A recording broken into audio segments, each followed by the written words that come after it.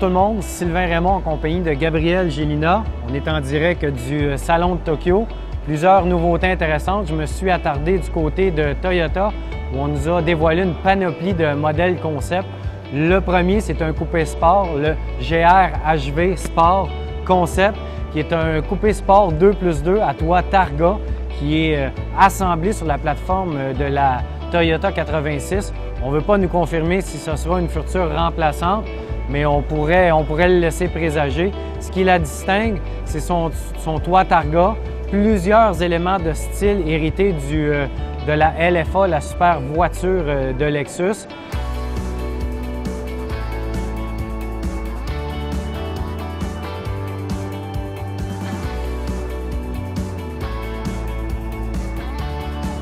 On a également le Find Comfort Ride, qui est un nouveau modèle qui démontre véritablement l'implication de Toyota dans les véhicules propulsés à l'hydrogène.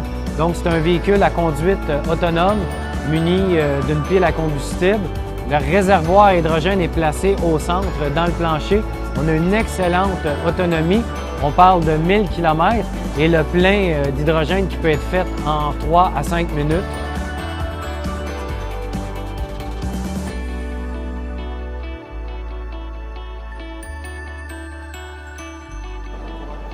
Chez Audi, au Salon de l'Auto de Tokyo, la grande primeur, c'est évidemment le dévoilement en première japonaise de la nouvelle berline de luxe A8, qui se démarque comme étant le premier modèle de série qui est doté de la conduite autonome de niveau 3.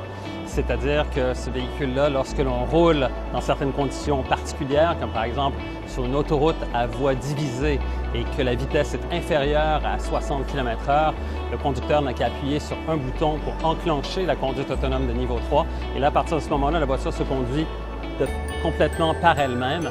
Le conducteur n'a même pas besoin de toucher le volant ou d'intervenir de quoi que ce soit. J'ai fait l'essai de ce système à bord d'un prototype de la Audi A8 dans la région de Düsseldorf en Allemagne à l'heure de pointe. Et on regardait tout simplement le bulletin de nouvelles télévisé sur l'écran central de la voiture pendant que la voiture, elle, nous conduisait en pleine circulation dense, encore une fois à l'heure de pointe dans la région de Düsseldorf. Toujours au Salon de l'Auto de Tokyo chez Audi, on présentait ce concept de VUS qui s'appelle E-Lane. En fait, il s'agit d'un véhicule qui a d'abord été présenté au Salon de l'Auto de Shanghai au mois d'avril dernier. À ce moment-là, il s'appelait le Sportback Concept.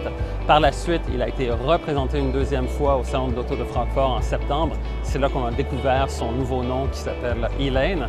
Et il est évidemment ici sur le kiosque de Audi au Japon, au Salon de l'Auto de Tokyo.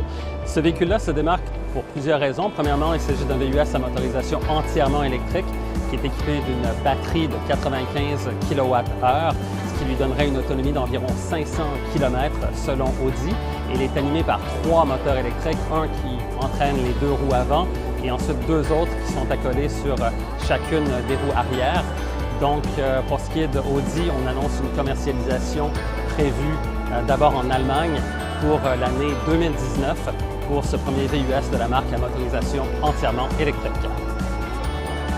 Du côté de Lexus, on nous présente la LS Plus Concept, modèle qui laisse présager l'orientation future en termes de design de la marque, également ce que va donner la prochaine génération de la LS. Ce qui la distingue, c'est toujours sa grille avant en sablier. Dans le cas du concept, on l'a agrémenté d'un éclairage mauve ou multicolore selon l'humeur de la voiture. La voiture est également pourvue d'une conduite 100% autonome. Donc, on prend vraiment la tangente autonome chez Toyota et Lexus. C'est un modèle qui pourrait arriver sur nos routes dès 2020 avec certains niveaux de conduite autonome. Et on parle peut-être d'un niveau les plus élevés, donc où le conducteur n'a même pas de volant à bord d'ici 2025.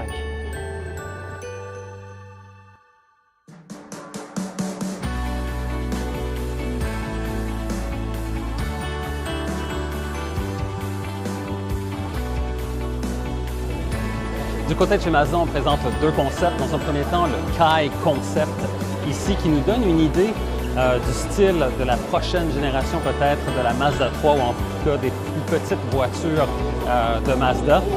Pour ce qui est du design, c'est véritablement une évolution de la philosophie de design Kodo avec des formes qui sont un petit peu plus simples, un look qui est un petit peu plus minimaliste pour ce qui est du design. Donc, beaucoup de tension dans la forme de la voiture, particulièrement du côté du capot avant. Donc, encore une fois, le Kai Concept et l'autre véhicule qui est le Vision Coupe nous donne une idée du design des prochains véhicules Mazda. Dans le cas du Vision Coupe, il s'agit d'une berline à 4 portes qui a véritablement le style d'un coupé sport, donc avec un très très long capot avant, avec un habitacle qui est très reculé à l'arrière. Sur ce véhicule-là, on remarque aussi une ligne d'épaule qui est très très présente, qui part depuis l'aile avant jusqu'à l'arrière de la voiture. Il y a aussi un axe de puissance qui nous donne véritablement une impression que la voiture s'élance vers l'avant. Donc encore une fois, dans le cas du Vision Coupé et également du Kai Concept, ça nous donne une idée du design des prochains véhicules Mazda.